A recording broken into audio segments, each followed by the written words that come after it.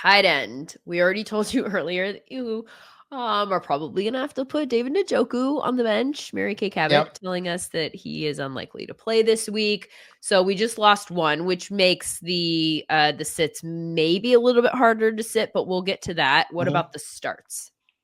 Yeah, Jake Ferguson. I know he wasn't great last week, but this is a really good matchup against the Panthers. No team has allowed more fantasy points at tight ends To all everyone. year, and only one team has allowed more points to tight ends since week 7.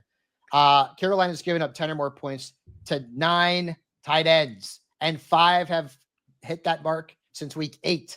So Ferguson should be in your starting lineup.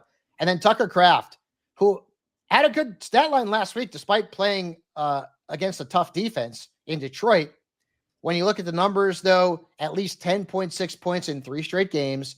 He's got Seattle this week. They've allowed the 12th most points per game to tight ends, and 8 players at the position have beaten them for more than 9 points.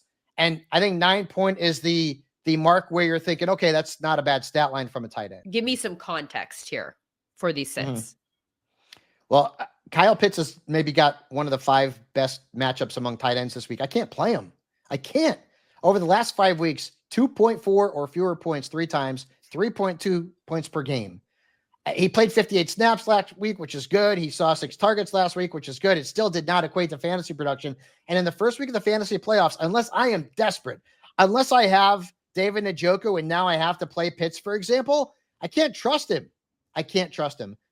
Very, very hard player to start, even when the matchup is right. And then Dalton Kincaid, Lindsay talked about it a little bit earlier on the show. It looks like he's going to be back this week, full participation. And yes, people are going to have to play him.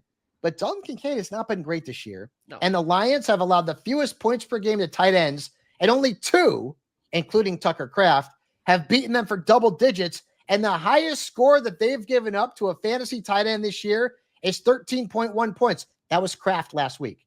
So Kincaid is a bit of a risk. I know you're probably going to have to play him, but this is a bad matchup against Detroit.